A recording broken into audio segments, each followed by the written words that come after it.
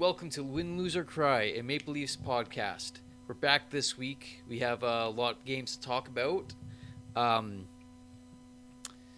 What we're going to do something a little different. Because we have so many games, we're going to do something a little less structured. We're just going to talk about the Leafs' general play, especially since we're approaching the salary cap. There's going to be a lot of moves coming up, so we want to talk about how they're playing in general, what we think needs to be changed, what we think is doing well, and maybe some ideas about what's going to happen at this trading deadline. In the last 10 games, they're 5-4-1, which is it's an okay record. They've had some. The thing with the Leafs, and I think you agree with me on this, is when they win, and when they lose spectacularly. And we've I mean, especially coming off a loss to Montreal.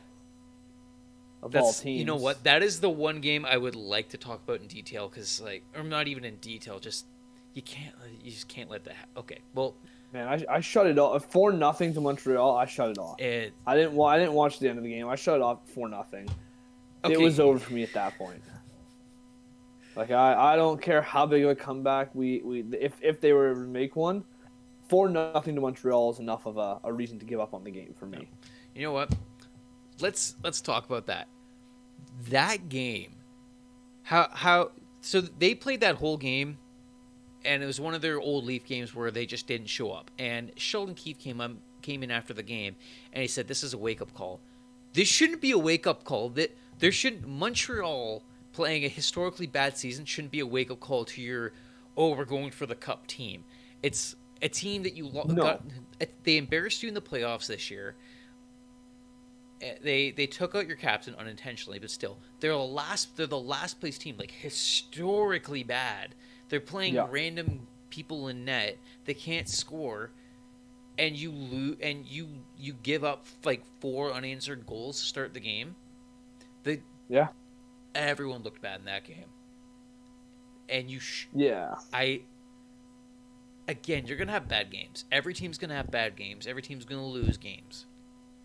You shouldn't lose that bad to the 2021-2022 Montreal Canadiens.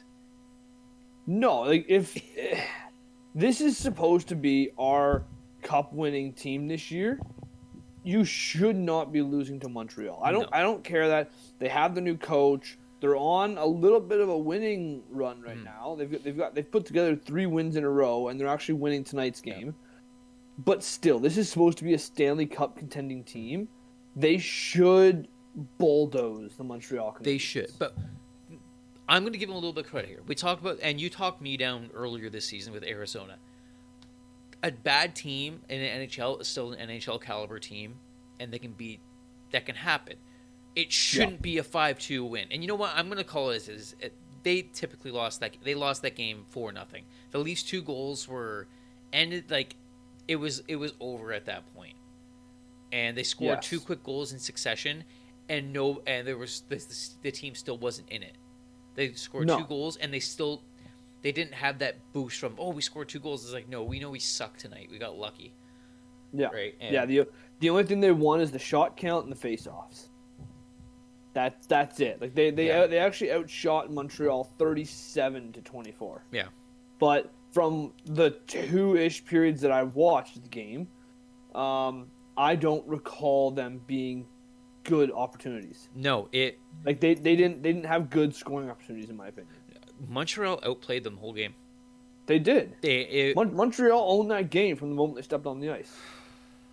They scored pretty quickly into the first, if I'm right. Yeah, very quickly. Within the first 2-3 minutes, didn't they? Yeah. Yeah, and they held the tempo from that point on. Yeah. And that's how the game went. And so, like I said, once they got down to 4-0, I was done with the game. I had it. I wasn't watching it fully. I had it on next to me. I couldn't keep my full attention on that game. I was just angry. No. It was bad. That was embarrassing. Yeah. And then they follow that up with a loss to Columbus. And you would think you come up, maybe you get embarrassed like that, you come out the gate. Didn't really. Man, they should have. I would have bet any money that they were going to beat Columbus. After losing to Montreal like that, the team that eliminated you from the playoffs last year, it's like, come on, guys. Like, this, you need to step up big here. And, I mean, they scored first in the game, right? They opened the scoring. But Columbus was right there every time. And there was just no big push from the Leafs. Right? Like, they were down at one point. Then they had Spezza got the third goal for them, tying it up, putting it into overtime. Which was a controversial, right? There was a possible high sticking, there was a possible kicking motion. But still, like they shouldn't have had to fight to get the game to overtime. They didn't look like they were into it, and again, it took. Tell me if you heard this before. Jason Spezza. It took Jason Spezza getting into a fight to kind of wake up the team. Yeah, and then the game was over in the first shot in overtime. Yeah. What? Right? Why is Jason Spezza getting in fights for this team? Because someone needs to step up. You get rolled over by St. Louis 6-3, right? Then you lose 5-2 to Montreal, and you're losing against Columbus, the team that eliminated you from the playoffs the year prior to Montreal.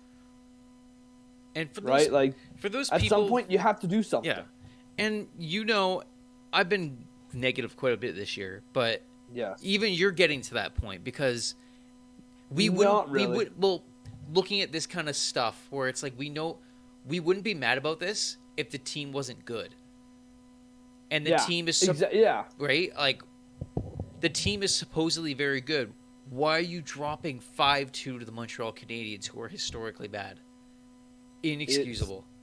I'm hoping that the Leafs are in a slump right now. Yeah.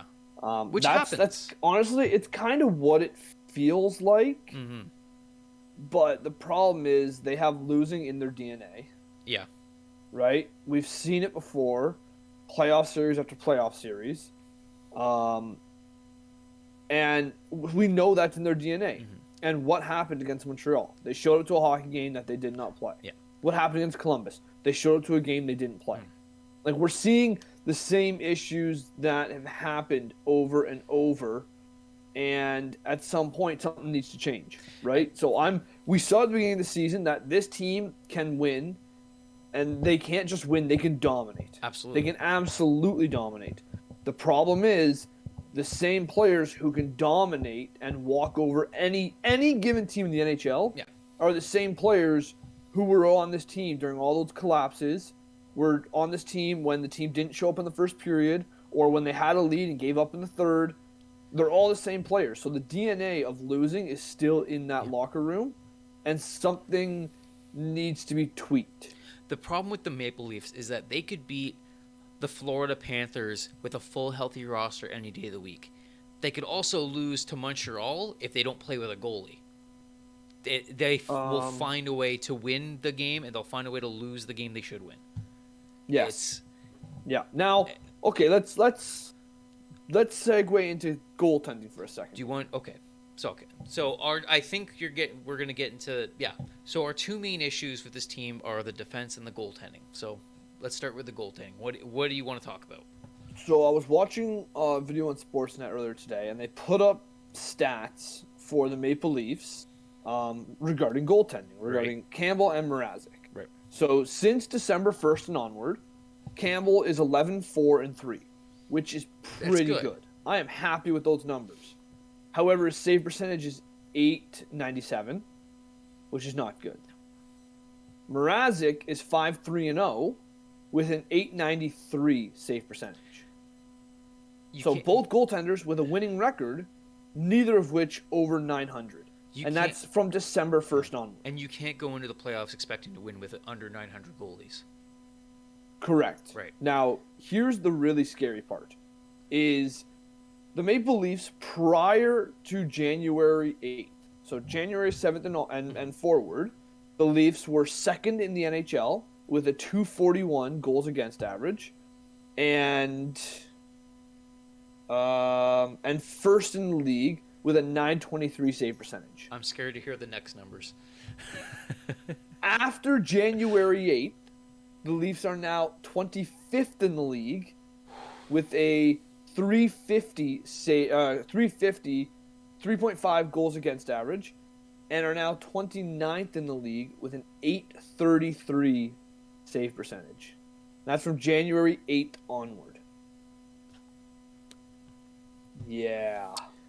So Yeah, not my question to you not Are great. the- Actually, are the goalie so are our goalies good but in a slump? Or was that just some magic and we need goaltending help yet again? I don't know, but Because give me that's some two. scary numbers. You know what? Give me 2 seconds. Give me 2 seconds. What's your opinion? What do you think? I don't think I still don't think I've seen enough Mrazek to get a good idea because sometimes I watch him and he plays very comfortably, and then other times he looks like he's flopping around and letting in soft goals. And he's only played what is it 9 games this year?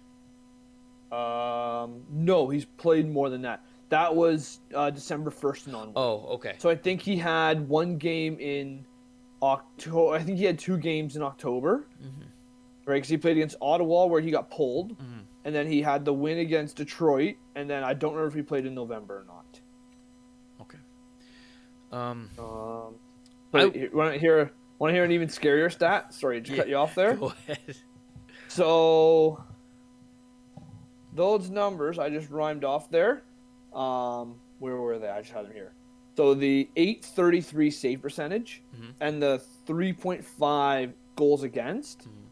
In that, the Leafs are actually 10-6-2. So they are winning solely by outscoring. I mean, .833 is our save percentage, and the team's 10-6-2. and you know what? I'm looking at the last couple games. Like, let me read off how many goals the Leafs have scored in the last 3, 4, 5, 6, in the last 10, 11 games. Yeah. 6 goals, 7 goals, 4, 5, 3, 6, 4, 6, 5, 4. Yeah. They score so much. Like, Wait, that's not right. You missed something. Those are the scores that the Leafs are putting up. 6. Oh, you know No. what? I was reading all You're of the reading same. the Yeah. winning team. It's okay. 6, 7, 4, 2, 2, 2. Oh, 2, 2, 6, 4, 3, 2, 3. Yeah. That's still a high scoring team. That's a very high scoring team. It is a high scoring team, and we know the team has the caliber to score. That's not the issue. The issue is the 5 goals they led against Montreal, the 5 goals they led against Calgary, the 6 goals against St. Louis. Right now, granted, one of those was an open net, maybe 2 of them. But either way, they're letting in more goals than they should be. Absolutely. Right? And so it comes down to, what does this team need to go into the playoffs? If this truly is our year to make a heavy push for it, which I do think this team could go far in the playoffs, what do they need? Defensemen. Or do they need a goaltender? They need both, but my God, the defense. I would agree that they need defense first. Especially, might as well talk about it now. Jake Muzzin is now on the LTIR with his second concussion of the year. Yep. I don't see him coming back minimum until the playoffs. And even if he might, but even if he does, he's not coming back 100%. And he didn't look 100% during the beginning of the year. Didn't look 100% after the first concussion, and now he's had a second concussion twice in 1 year. The guy was already slowing down and not being able to play his normal game. I still have faith in Jake Muzzin. I still do have faith in him, and I think if they were able to get him a partner who is not Justin Holl, it would actually elevate his game. Absolutely. Kind of like last year, how Muzzin was probably playing one of the best seasons of his career, and he made Justin Holl look good. Made him look like he was a top 4 defender. But I think Muzzin has stepped down a little bit. has Yes. slowed up a little bit, like you were just saying. And now Holl is playing worse than he did last year. Holl is. That is like it's not just that Muzzin slowed up a little bit. Holl is playing a much worse game than he did last year. But the problem is when you have someone that bad with a player who's aging and slowing down, it's not a good mix. It's not a good and mix. it's very apparent that something needs to change. First, Holl can't play on the team anymore. And the Leafs, even the second ball Muzzin went out, they took Holl out of the lineup because he's so reliant on Muzzin to even be decent. As soon as Muzzin taken out, he's like, we can't trust Holl at all. And I wouldn't say that necessarily. That's what I see. But you know what? They also took him off the ice after the Leafs lost 5-2. That too, because right? he was. It could have been that, and we had a new defender coming into the lineup, right? Mm-hmm. So there was a couple things there, and I honestly think Dubas is just fed up with him, and so is Keefe, and they're like, you know what? You're sitting in the press box tonight. He's not an option anymore. No, and I honestly think that if the Leafs have a healthy lineup, Justin Holl does not play another Leaf game. He does not. Now, as I say that, he will play another Leaf game because the Leafs do not have a healthy roster. Right? I know that they just made a couple moves. Like I know they put Sandin down to the minors. And they just brought up somebody else. But I still don't think with a healthy roster Holl would play another Leaf game.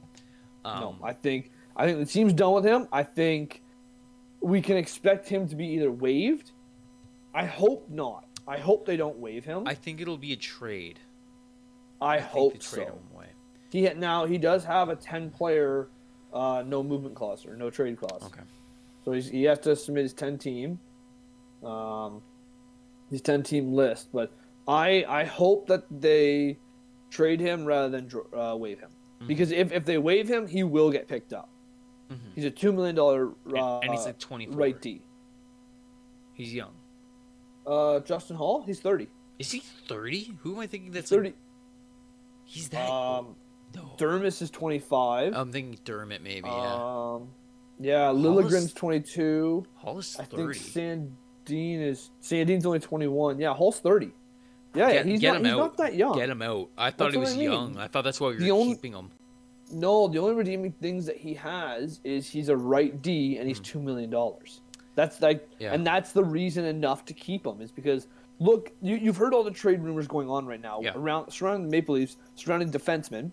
There are not a lot of options for right-handed defensemen, and for right-handed defensemen. And if you want one, you need to pay. Yeah. So the fact that they have one for $2 million is very good. However, he sucks. He is not very good. So they really need to figure out what to do there. But yeah, I hope they don't waive him. I hope they do try and find a trade for him, or at least if they move him out to a team that's selling, bring in someone good. Yeah. Right? Like make him part of the deal that brings in a new defenseman. I agree. Or the way Dubas seems to be doing it, he'll probably have like 5 different trades, and one of them will bring something big, and it'll just be like a whole. Yes. Yeah, it's the next month for Dubas is going to be pretty crazy. Yeah. But considering how the last few games have gone, something needs to happen, and it has. Right, Richie got moved out. So he's gone. I mean, we've waived 2 players now in a row, and they've both been claimed. But I mean, things are happening, right? Things are happening. He's not done. No. This is the start. He has started by clearing cap space. Yeah, which step 1 was clear cap space, and he's done that so far. Yeah. I'm actually okay with the trade. Jake Muzzin gets sent out for Ryan Dzingel and Lyubushkin. No, Nick Ritchie gets sent out. Who did I say? Muzzin. Oh, Richie gets sent out for Labushkin and Dzingel. Yep. Dzingel got claimed immediately. Yep. I'm not too upset about that, looking at how he doesn't look like he'd really make the team as a healthy roster. I bet you he probably would somewhere. Yeah. But yeah, it's not, he's just extra depth scoring. But I'm not too worried about him not coming in. You know what I mean? Like, I'm not too worried about that claim. It's just more cap space for us to make a bigger move. Yeah, that's exactly what it is. Labushkin played the other night. I'm not going to look too much into it. It's his first game. He's new to the system. He had a couple of pretty bad plays, but yeah, he was defensively liable. Yeah, he was a liability that game. Yeah, I mean, he let up a couple odd man rushes. He led a couple breakaways, which led to a goal or two at least. Yeah, it's his first game. It's his first game. Like, let's give him 2 or 3 games under his belt, and realistically, we'll talk about him next podcast as well. Yeah, We'll see what happens. Give him a week. Give him some time to practice with the team. The team was coming off a back-to-back when he joined the team. Mm-hmm. Let's give him a week. Let him get settled in, and then we can rip him apart. Let's not chew him out in day one. No, that's not fair. Let him feel welcome. He's probably had jet lag and all that. Yeah, just like that's what I mean. Like, let's make every excuse possible. Let him be okay. Next week we'll reassess and take him apart. Yeah. Yeah. Yeah. So, but yeah, Dzingel, I would have liked to have him, but I think honestly, it's better that he was claimed and we have that cap space. It's good that I don't even care, like, claimed or not claimed. If he passed waivers, his cap wouldn't count anyways. Oh yeah, that's true. Right? Dubas he's just making. I'm excited to see I think he's gonna do something big here. I think so too. He claimed Brooks and waived him. He traded for Dzingel, waived him. Now, unfortunately, both players were claimed. However, if they weren't, they could have been turned around and traded out with picks for somebody else, right? Or you could have had Dzingel and Holl going for someone, right? Like, they're just an additional trading piece. They're NHL players that we don't need them in the Leafs, but why not claim them and put them in the minors? We have the money to pay them. Yeah. Like, why not? Why not, right? And then if Dzingel cleared, if he didn't get traded, he's just additional scoring depth. He has, I believe in his career, he has 2 20-goal seasons. Yeah, he does. Like, he can be additional scoring depth if an injury were to occur in the postseason, which happens. Yeah. Right? Same for Adam Brooks. He's a centerman. Do we need a centerman? No. Do injuries happen? Yes. Is it good to have a backup NHL caliber centerman? Absolutely. Yes. Right? So, like, the fact that he's picking up these players and putting them on waivers, it sucks that we're losing them. However, it's not the end of the world. No, I'm not too worried about it. I'm just very interested in what he's doing because he's pretty good at trades. My big thing with Dubas is I hate how he re-signs people, but his trades, 99% of them have been very good. Yeah, and I think Campbell will be signed to a deal before the Leafs make a big trade. And he trades them. I don't think he does. I honestly don't think he will trade Campbell. No, he won't. The reasons are, if you've seen what Campbell can be when he's hot. When he's hot, he's unbeatable. Look at last year. Look at the playoffs last year. Not a great example, but he still played well in the beginning of this season. When he has a hot streak, he's unbeatable. I think it's just his confidence. We were talking about him for Vezina a couple months ago, right? Like, so I really don't think they'll move him, because if they do bring another goaltender in, he's gonna cost a lot of money. Yeah. The only thing they could do is move Mrazek, bring in an extra goaltender, and have Campbell as your backup. Yeah, because I don't want to move Jack Campbell, because I like Jack Campbell. I just think he's going through it right now. I think so too, but he needs to snap out. He definitely does. Yeah. But the thing about him though is, he has to get a contract signed prior to the Maple Leafs making a big trade. Yeah. Because your two options right now, if you're Dubas, is A, do I get a defenseman as a rental, or do I sign a defenseman with term? Right? Because I think the two names that I've kind of heard thrown out there the most are Josh Manson and I believe it was Adam Larson. Adam Larson seems to be the top pick. Well, I've heard Manson a lot too. So they're kind of the two that I've heard the most talk about. The difference between them is one's a rental and one has term at $4 million. What about right? I picked up three other guys that weren't really on everybody's list, and I want to know what you think about them. Okay. Connor Murphy from the Blackhawks, 28 years old, 6'4", 212 pounds, right-handed. He signed for 3.8 until the end of this year, and then he gets a raise to 4.4 until 2026. Okay. Who else? The next one I got is him right there. I do like the player. He throws hits. He gets blocks. I actually had him in fantasy for a little while there. Actually, I do have him in fantasy right now. However, it's the same problem as Adam Larson. Is he's signed for $4.4 million with term, and it's the same thing I was just saying about Campbell. Is you can't pick up a guy who has $4 million plus term carried over next year and not know what you're doing with Campbell. Well, because all the salary you would give to Campbell for an extension is now going to be tied up in a defenseman's future with this team. Yeah. So it needs to be a rental then. What you're saying?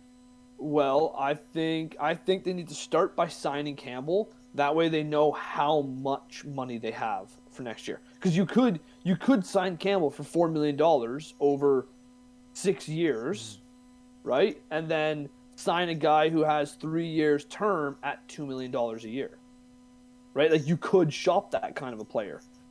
Or you sign Campbell for more than that and you have no space.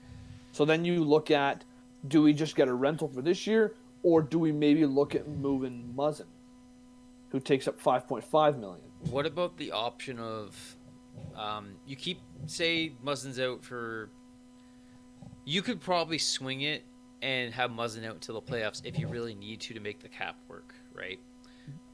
They absolutely could. Yeah. So I don't like the idea. Would it be the worst thing in the world to get a guy with term, a couple years of term, good defenseman, sign Campbell, don't go over the cap. You'll go over the cap in the offseason when Muzzin comes back. And then depending on how Muzzin plays, if he comes back and he's good, great. If not, maybe you move Muzzin in the offseason and then you make the cap work. I've been saying all year, this offseason, you're going to have to move somebody big anyway to make all this money work. They're probably going to have to. The problem is you look at the kind of players that you hold out until the playoffs, right? You have Kucherov, right? Vegas is probably going to do it with Stone. Mm-hmm. These are top-tier athletes. Yeah. These are top-tier players. Jake Muzzin will not be able to return after a month and a half off and be himself. He will need a couple games, like I'm talking 5, 6, 7 games to get back into the rhythm of playing. So not to mention playing with a new defense partner. So here's the thing. I think there's a very real chance that he doesn't play this season, including playoffs. I think there's a very real chance of that. I don't know how bad his concussion is. Like, did they say? No, they just said he's out with the concussion, but it's his second concussion this year. And not to mention, I believe he had another one with the Leafs like 2 years ago. He may have. He may have a bunch of concussions, which is not good. No, and having them that swiftly, plus he was already playing bad. I don't think he comes back. He might not even come back for the playoffs. And that's that would not be good. No. And if that's the case, they'll know right now they know this. They know whether he's come back to the playoffs or not. Yes. It's they. I guarantee they have the data and they have the science behind it to know, can he play in a month. They know that. So right now they are adapting based on that. So if which is five. He's what, 5'6", 2'5"? 5.6, yeah, 5.625. Yeah. So that's a So that's another defenseman. So you get that right there. That's Josh Manson. Yeah, but then you're kind of in the same boat. You're kind of just like a very slight upgrade. You've replaced Jake Muzzin, but you've lost Jake Muzzin. So we're still in the situation of our defense wasn't good enough with healthy Jake Muzzin. So what they would need to look at a team that was not a playoff contender if they want to move him. Mm-hmm. Right? If you want to move him, you're going to move him to a team that doesn't care that he's injured for the rest of the year. I don't think they move him right now. I think they just leave him on LTIR, and then that way they can trade him in the offseason when he's healthy, which is more enticing to people. I kind of like the idea if they know he's not going to play. Like, if they can look at it and say, yup, there is no chance Jake Muzzin is going to play in this playoff in the playoffs, I would look at moving him to a team like Montreal and getting, who's their guy? Is it Sherratt? Yeah. No. Sure. I can't. My internet's being funny. Yeah, Sherratt. I think it's Sherratt. I'm pretty sure it's Sherratt. I would look at getting a player like him. Now I don't know what side of the wing he plays. I think he's right D. But try and look at getting a player like him because Montreal doesn't need Jake Muzzin this year. And they're not going to need him in the postseason. When they need him is next year in October when he'll be healthy. Like that's the kind of team I would look at trading him to. Right? Why not? They have no need for him this year. The teams, in my opinion, they're winning too many games. Yeah. They should fire St. Louis and go back to losing. Like, why would you try and win games? I get it boosts morale for the team, but if you give up that first round pick, or at least the best opportunity for a first round pick, you're throwing away your entire season. Mm-hmm. Like, what was the point of being this bad if you can't at least capitalize on? Yeah, I agree. Right? They're only 1 point behind Arizona right now. They've caught up. They're 1 point behind Arizona. The fight for last. Yeah, and if I don't know what the score of, I'm just going to reload this thing. They were winning against Buffalo right now. Yeah, they're up 2-0 against Buffalo right now.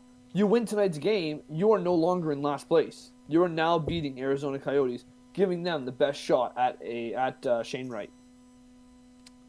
So, I don't know. I would be looking at them trying to make a trade. And if I was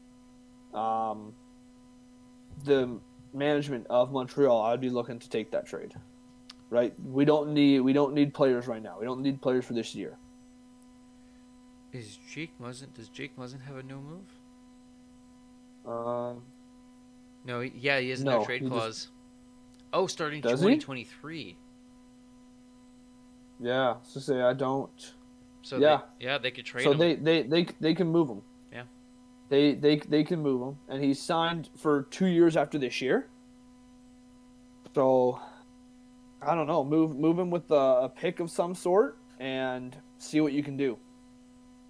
Right, but that might be now. That's if he can't play. That's if he can't play. If they're like, yep, he's expected to be back in a month. Screw it, we're keeping him. We know we have him for the playoffs. But that's the thing. They at this point know. They know. They won't tell anybody, but they know if he's playing the playoffs or not. Yes. So based on these moves, we'll know. We might be able to tell. Yeah, and luckily, we still have just under a month until the deadline. Yeah. Right, so things are going to be able to happen here. We'll see what they do. I mean, because look at our defense right now. Dubas has to do something. We got Riley Brody is solid, but then you have Justin Holl, Travis Dermott, who's still not really very good, Labushkin, Liljegren, Christian Rubens, who was brought up, and then Brennan Manel, who was brought up. Yeah, that's because Liljegren and Sandin were put down. Liljegren's still up. Sandin's is he? Okay, I know Sandin Sandin was put down. Yeah. Yeah. So with this relief, they'll probably bring Sandin back up. Would be the smart thing to do. Yeah, I can't see Sandin playing down for long. No. It's got to be something to do with paper trail, Mm-hmm. because I mean Sandin has earned his spot in the top 6 for the Maple Leafs. Yeah, he's very on good. defense.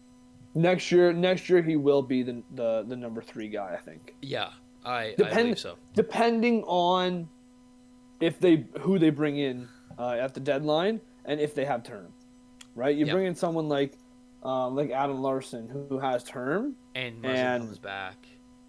Yeah, right. I still think Sandin would be on that second line though. Yeah, I do think he is. They might good. move Muzzin to the bottom pair just because he's getting slower, or they might move him. Who else did you have on your list there? You said you had 3 people. All 3 of them have term, because Okay. I expected them to get somebody with term. Yeah. So I had Connor Murphy, like I said. Yeah. Brandon Dillon from Winnipeg, which they might not go for because Winnipeg. Oh, I don't think Winnipeg would move him. No, Winnipeg might not move him, but no, he's having a good season.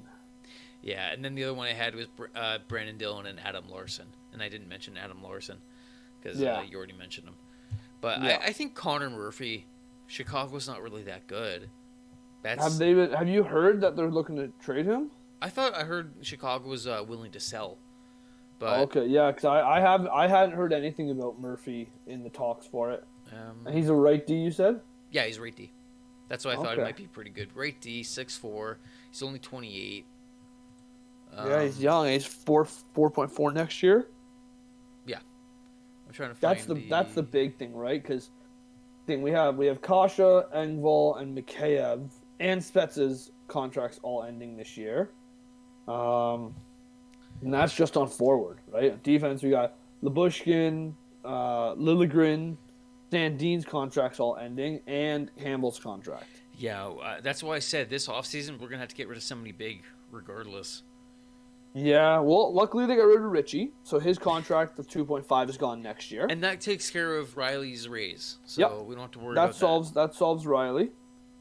And as long as Campbell will accept $1.2 million more than what he's getting now, we should be able to make it work. Because Kessel's coming off the books. Yeah. But we'll see if that happens. Blackhawks aren't anywhere near a playoff spot, so... No. So, but they might not... They've signed him, right? So they're probably not going to be looking to move him. Because they see a future with Murphy. That's why they signed him to an extension at $4.4 million. Right? Not to mention, he's a decent defenseman at $4.4 million. You don't see top line defenseman for that price. No, I'm just saying. He would be the 4th highest defenseman on our team. Yeah, I'm just saying. At 4.4. I'm just saying that's somebody I would look at. Good player, low contract. If you can get him somehow, get him. But yeah, I don't think that one's gonna happen. Rob's not. No,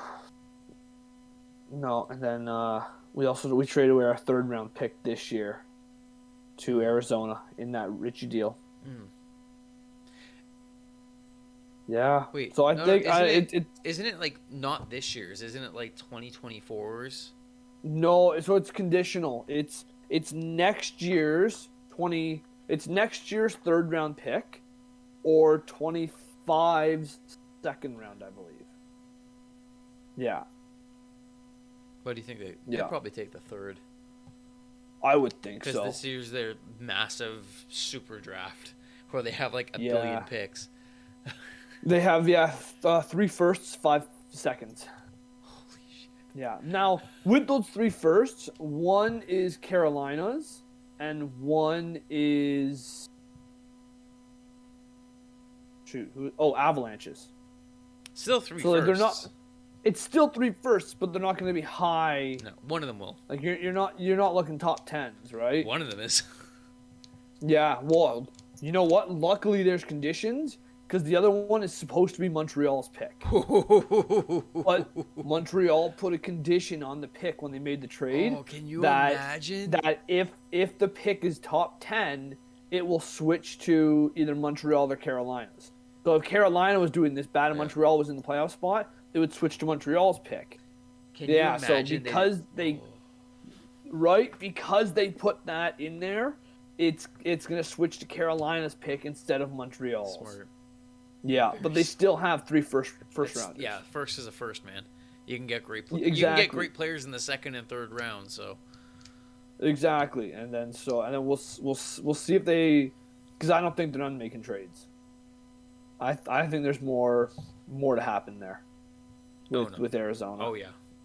And I'm excited to see what else happens with the Leafs here. I mean, Dubas is showing that he's interested in another forward. Absolutely, yeah.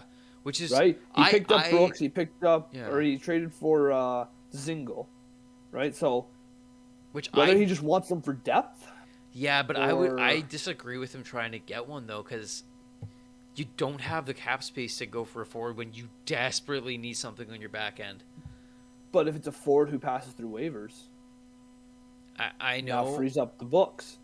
We don't have to pay anything for him. Yeah, but I guess. But if they're good, they're gonna probably get claimed. Yeah, but if you can get him in like a 2-for-1 deal, kind of like what happened with Bushkin or with Dzingel, right?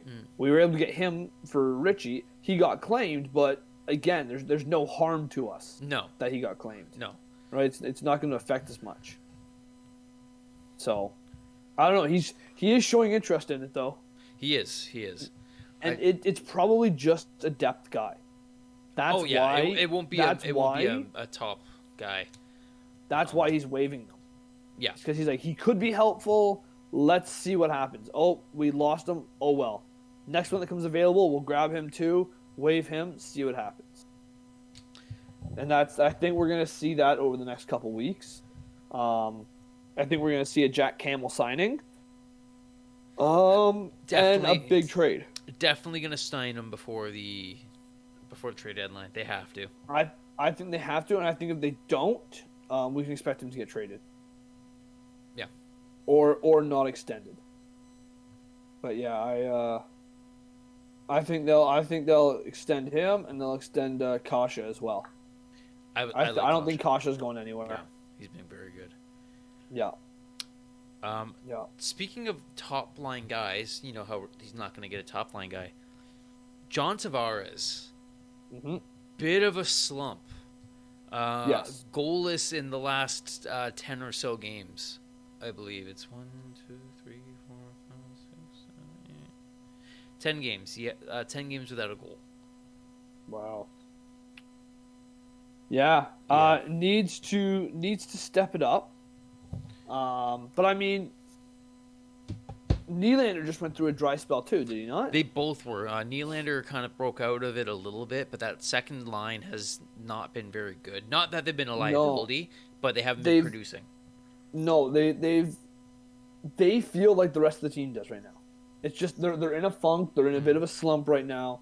Something needs to break, and they need to get it back on track, right? Like because Campbell feels the same way as that second line does. Just it's not, something's off, right? They need to turn it around, and I think they will. And I prefer that it's happening now than the end of April. Yeah, I mean, again, they're not playing bad. Like, they're very defensively sound. Nylander's got a couple of good goals. Yeah, but they got to produce a little bit like that. If Matthews, Marner, Bunting weren't destroying everybody, then we'd be in a lot of trouble. But we kind of are in a lot of trouble. We are in a lot of trouble, but like we're at least outscoring our problems because let's go for some positive stuff right now. Oh, that top line is doing ridiculous. Holy. It's crazy. Like all three of them. Oh yeah. And I've been singing his praises all year, but Michael Bunting, man, I love that guy. Yeah, well, he's kind of in the conversation for Rookie of the Year. He is. He's got the most goals of a rookie this year, I believe. Yeah, he's also 26 years old. Still a rookie, technically. I don't care. I don't care. He's a Moritz Seider, he's the Rookie of the Year. Or Zegras. Not points wise. He's not a rookie this year. What? He's not a rookie this year. Is he not a? Oh, that's right. Last year was his rookie year. Oh well. Yeah, but this year he's not considered a rookie this year. It's weird just thinking Bunting's a rookie, but Zegras isn't. But I Yeah, love Michael well, Bunting, man. He's so yeah, good. he's Did you? Dubas did beautiful by getting him. Oh yeah, great signing. And Great he's signing. his chemistry with the other two is incredible. Did you see the Marner to Bunting goal? I think it was last Last night. night, Oh when man, Marner was falling over yeah. and slid it backwards, yeah, Bunting didn't do anything. Bunting didn't have to do anything. He just stood there. He knows his role, okay? No kidding. Just stand there, keep your stick on the ice, and let it go in. Yeah, man. That's Now how he's that's- gotten like that- half that his is- goals. Yeah, but that's taken away from his credit. He is doing very good. He's for this- very for, Yeah, like it's. I mean, they put Richie on that line, and look how that went. Yeah. Right. They So gave it's not just the fact that Bunting is doing well. It's that he deserves to be there, and he's fought for that position. absolutely. Right. literally. Like they had him down the fourth line at one point, Yeah. and he fought back. Like, Yeah. he has fought for that position there, Yeah. and he deserves it. Yeah. Phenomenal player. Yeah. Matthews and Marner, insanity this year. Like it's Marner wasn't always though. No, but Remember, he sorry, started not off this really year. cold. This last couple months, Yeah. that he and I think we brought it up a couple podcasts ago. It's like he found his confidence. Yeah. Yeah, Yeah, and he is playing hot right now. yeah, Like, and you said it, I think it was our last time we recorded, was that he's no longer waiting for an open shot. he's not. Right? And He's he even no said longer it. waiting for an open shooting lane. Yeah, he's now just shooting the puck from wherever. And I mean, that falling pass that he made last night, I think he was surrounded by 2 or 3 guys. Yeah. Like, it was not an open lane No. that he skated through. Like, he fought for the puck, and on his way down, flung it across, and Bunting just kind of tapped it in and called it a night. All he needed was to get a couple of goals. Like, yeah, getting assists is great, but if you Yeah. can pot a couple of goals, everyone knows goals are better than assists. They mean more. And him getting a Yeah. couple goals got his confidence back, and now he's doing insane crap like that. Oh yeah, he's Like He's- he's been playing he's- great. he's one of the most skilled players in the NHL. Yes. However, we will see how he does in the postseason. That's what Right? the whole team, I mean, right? we're hoping that what he's doing currently, that what that line is doing currently, continues into the postseason. So we'll see. Right? And then we need the second line to do what they were doing at the beginning of the season. Yeah. That's what we need. We need the beginning of the season, the second line was hot. Now the first line's hot. Next month the defense can get hot, and then the end of April they wrap it all up and do it at the same time. And this team is walking their way to Yeah. a Stanley Cup. Well, I've said it a couple. So- I've said it a couple times this year. It's the regular season doesn't really mean much to me this year. Not this year, because we know they're going to make the playoffs. Yeah, it's Like, no matter what happens, they're going to Yeah. make the playoffs. It's what's going to happen in the Yeah, playoffs. it's can you replicate what you're doing in the regular season in the playoffs? And Yeah. that's why I've been so negative this year, because it's like that's great, but you were this great last year too. I need you to show me in a do or die game. Yeah. And Yeah, until that happens, I'm going to be skeptical. But I'm we'll trying to see. I'm trying to take some positives from it. Like I'm loving how they're playing. The top line is playing right now. One little blooper. I showed you this the other day. Matthews lost a couple teeth, but yeah, not against a player. face first into a post. Did you see his quote that after would that? hurt. Yeah, it was something. What was it? So like I did see people were making fun of him on Twitter and everything. So like in the Yeah. post game interview, he's just like, so I decided to just kind of run right into post and see what happens. And Yeah. yeah. it. Yeah, it hurts or something. Yeah. I did see that. I appreciate that. It's like a little bit of humor there. Yeah. What's scary though is the Leafs are out of the first place race now. Yeah. Like they are out of it. Yeah, they've had a bad couple games. Yeah, they have one game in hand against Florida, but they're down 7 points. Tampa has a game in hand, and Tampa is up by 2 points. Carolina for the Metro, they're at 74 points, so they're 6 points up. Pittsburgh's a point up on them. New York's a point up on them. Colorado is 8 points up on them. So like they're falling down the standings. So And I honestly think they're gonna have a rough couple games until they figure out their defense. I don't. I was looking at the schedule coming They have up. an easy schedule. That is true. Well, Minnesota's playing pretty good. I wouldn't say they have an easy schedule. Well, they have Minnesota, then Detroit, then Washington.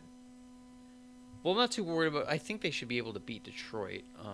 But Minnesota, It's Washington. after Washington, it eases up a little bit. that's what I was thinking because I remember them having Buffalo and the Kraken and stuff, right? Buffalo, Vancouver, Columbus, Seattle, Arizona, Buffalo, Dallas. Yeah. So other than Columbus, those should be easy games, and because they're easy games, they're gonna go on a loss streak. Well, I hope not.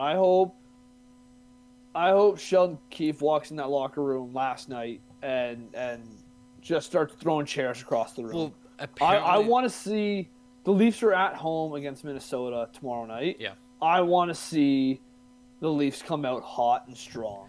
But that's what I'm worried about. That apparently Montreal was supposed to be the wake-up call, and then they laid another egg the next day.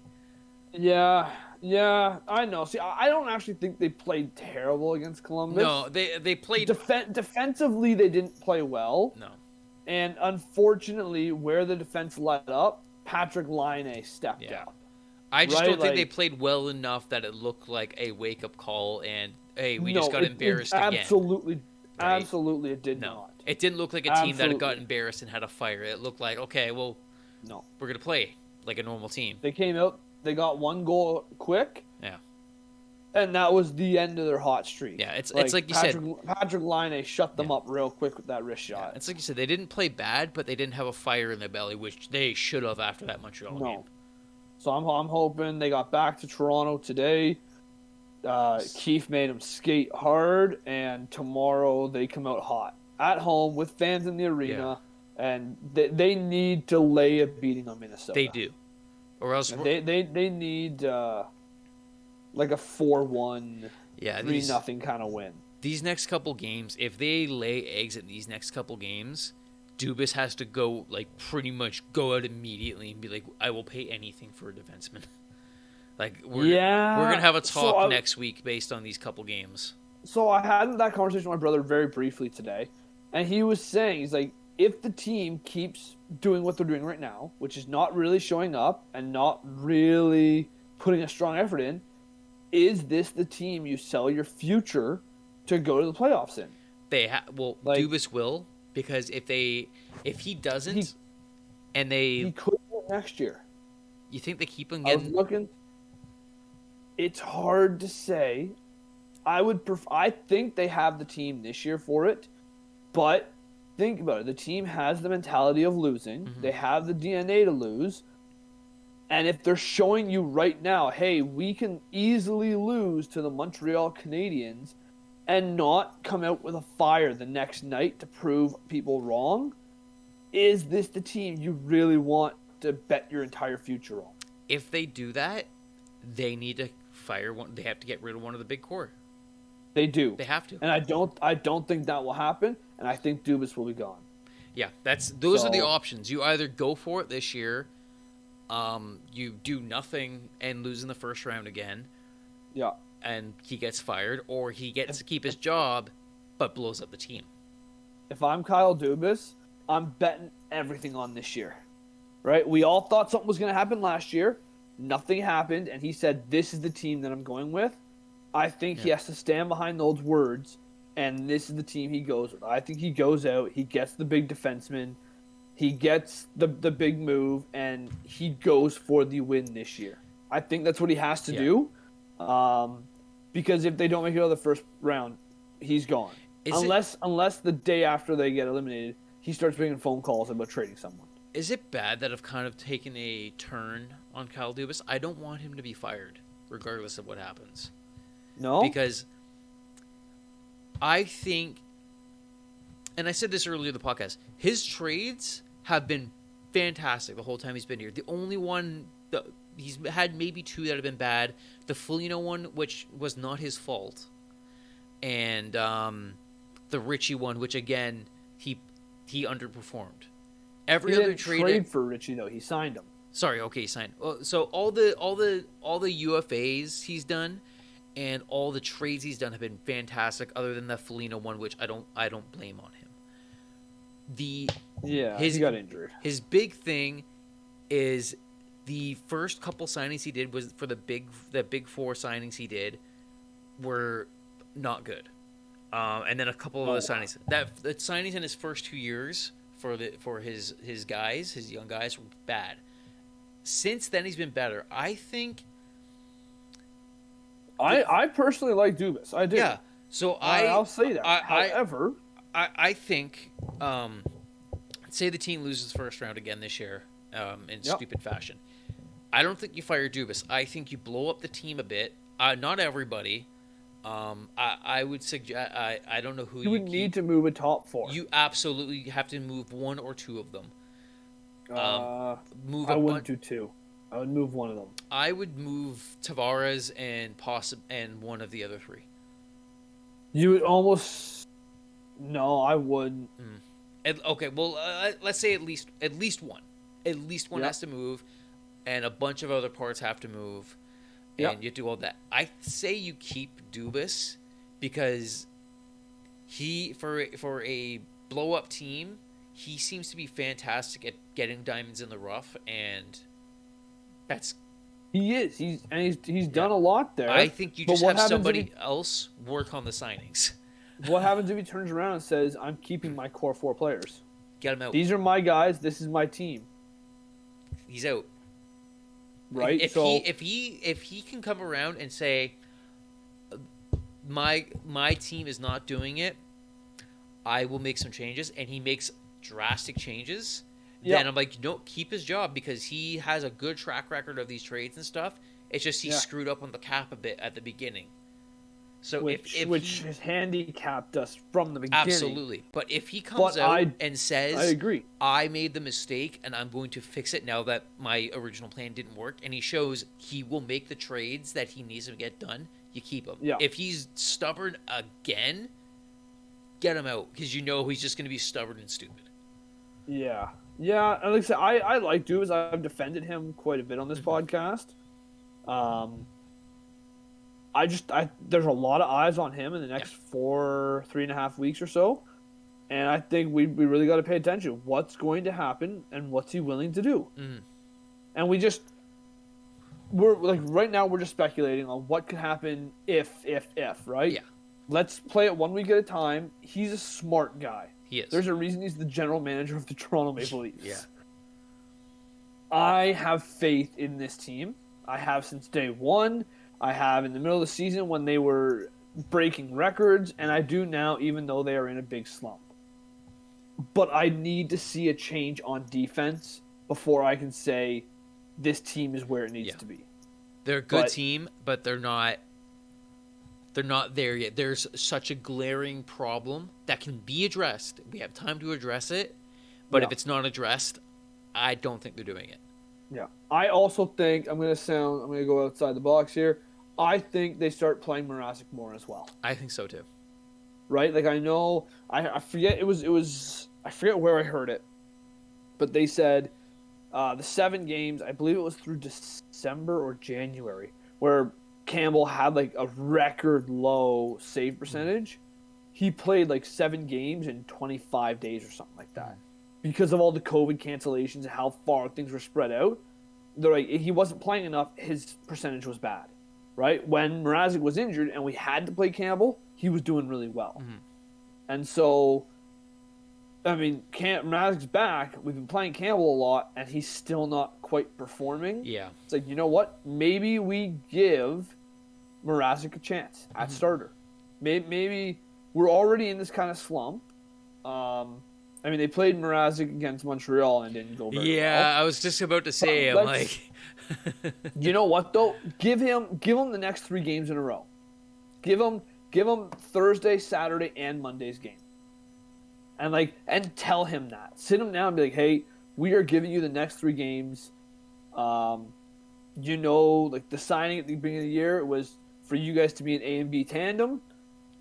here's your chance to be the starter in this tandem. Mm-hmm. And I think they have to give him a shot because Campbell's not playing up to the caliber that we know he can. And I don't know if he needs a wake-up call. I don't know if he just needs rest or if his confidence is down. But something needs to change to get him back to where he was at the beginning of the season. And now, to be fair for both of those goalies, and I know that we talked about their stats earlier, the defense in front of them has been abysmal. Like lots of 2-on-1s, lots of them, lots of giveaways in front of the net. So that doesn't help. No, not at all. No. And like that's the other thing too is the defense is declining game after game. It feels like, which does not help their stats. No. Right. So, I mean, we'll just see what happens over the next 3 games before the next recording, and we'll go from there. Right? Who knows what's going to happen? So, we'll just keep our eyes on it. Hopefully a couple more trades coming down the pipeline. I'm hoping next week. A couple more waiver moves, but we'll see what happens there. Take a look right now. Has anything happened during the podcast? I just got a notification on my phone. Whoa. And it was just saying that Muzzin was put on LTIR. That's it. I know. That's why I checked it here just a second ago. But it says he's on LTIR, which means he has to miss 10 games and 24 days, which is standard for LTIR. That's standard. But yeah, I mean, and I was wrong. I said we have a month and a half until the postseason. We have 2.5 months. I was wrong on that. So, or just under 2.5 months. Because it's till the end of April. I'm interested to see what they say about him, what they're expected to have. Yeah, we'll him. see. We might get something out because they are technically back at home now, right? They got the home game tomorrow night, so probably get their home doctors to look at him. Yeah, hopefully we'll hear something in the next little bit. But I mean, there's 32 games left in the season, and we will see what happens. Yep. All right. That's I think that's it for me. All right. Do you have the next couple games pulled up? Yeah, I do. It's Minnesota tomorrow night, Detroit on Saturday, and the Capitals on Monday on the 28th. Detroit. So I'll be excited to watch these ones. Minnesota, Red Wings. Minnesota, Detroit, Washington. All right. Yeah. So we'll see what happens with those 3. All right. Anything else before we head off for the night? No, I think that's it for me. It was a nice and quick one, and we'll pick it up next week, and hopefully we'll have some news. Yeah, hopefully. Before we go, I think we're going to do some discussions off record here when we get off. This was a bit more of a free flow episode, rather than our typical go game by game. And considering February is going to be so packed, and I think it just makes for a bit more free, more flowy thing. So maybe we might go with this. Maybe we go back to the more structured version. We'll see what people listening think. We'll see how we feel afterwards, and we're always evolving. We're still early in the podcast game. Always evolving, always trying to improve. So we'll see how things go. And hey, leave us a comment. Tell us what you think. Let us know what you think. All right, guys. Have a good week, and we'll see you next time. Bye.